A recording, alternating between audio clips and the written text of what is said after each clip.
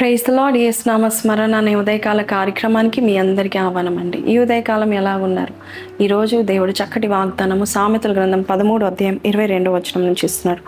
మంచివాడు తన పిల్లల పిల్లలను ఆస్తికర్తలుగా చేయును, పాపాత్ముల ఆస్తి నీతిమంతులకు ఉంచబడును.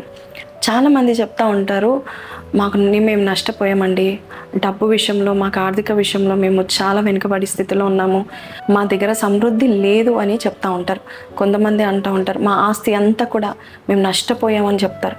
ఇంకా కొంతమంది 30, 40, 50 ఏళ్ళు అయినా కూడా ఇంకా డబ్బు విషయంలో కొట్టుమిట్లాడుతూ ఉంటారు.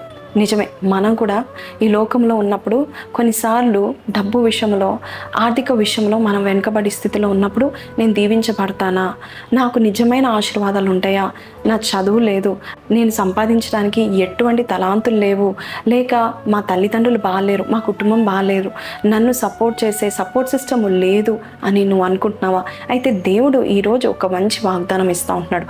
డబ్బు విషయంలో ఎవరైతే బాధపడుతున్నారో, 30, 40 ఏళ్ళు అయిపోయినా కూడా మీరు డబ్బు విషయంలో అప్పుల పాలవుతూ, ఆస్తి విషయంలో ఏమీ సంపాదించుకొని లేని పరిస్థితుల్లో ఉన్న వారికి దేవుడు ఈరోజు ఒక మాట చెప్తున్నాడు. నువ్వు మంచిగా బ్రతుకు, నువ్వు దేవునికి ఇష్టడుగా బ్రతికినట్లయితే నీవే కాదు, నీ పిల్లల వారికి కూడా నువ్వు ఆస్తిని సమకూరుస్తావు. అందుకే ప్రసంగి 2వ అధ్యాయంలో ఆఖరి 2 వచనాలు మనం చూసినట్లయితే, ఎవరైతే దేవుని దృష్టిలో మంచి వాడుగా బ్రతుకుతారో అలాంటి వారికి దేవుని యొక్క జ్ఞానము, తెలివి, ఆనందం, అలాగే దైవ దృష్టికి ఇష్టడుగా బ్రతికే వారికంట పాపాత్ముల ఆస్తిని దేవుడు దాచిపెడతారంట వారికి ఇవ్వడానికి.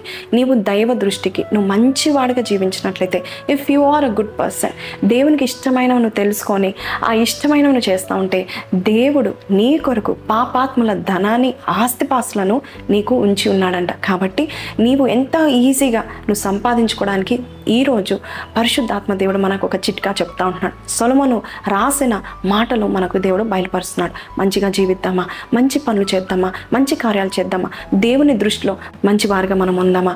అయితే అలాంటి వారికి దేవుడు ఏం చేస్తున్నాడంట? ఆస్తిని సమకూరుస్తున్నాడు. ఈ వాగ్దానం నిమిత్తమై మనం కాలు మూసుకొని ప్రార్థన చేద్దామా?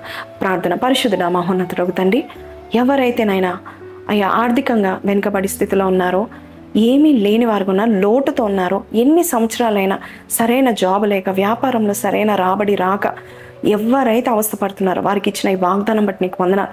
పాపాత్ముల ఆస్తులను నీవు వారి కొరకు నియమించావని చెప్తున్నావు. మంచి వారిగా బ్రతికే వారికి, వారి పిల్లల వరకు కూడా ఆస్తిని సమకూర్చే ఒక శక్తి వారికి ఇస్తున్నావు, సామర్థ్యత వారికి ఇస్తున్నావు అని చెప్పిన ఈ వాగ్దానం బట్టి నీకు వందనాలు. ప్రతి బిడ్డని నువ్వు దర్శించి ఆర్థిక ఇబ్బందులు కొట్టివేయడానికి ఈ ఒక చిట్కా చెప్పావు. మేము కూడా ఈ మాటకు లోబడి మంచి వారుగా జీవించేవారుగా, యథార్థవంతులుగా, నీతిపరులుగా ఉండుటకు మాకు నేర్పించి మమ్మల్ని నడిపించమని యేసు పరిశుద్ధ నామములో అడిగి పెట్టుకొంచున్నాం తండ్రి, amen. So praise the lord అండి.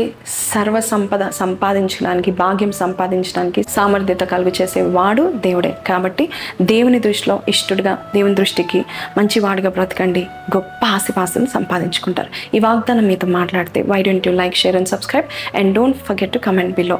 మీ కొరకు మేము ప్రార్థన చేస్తున్నాం. See you until then, take care. Praise the lord.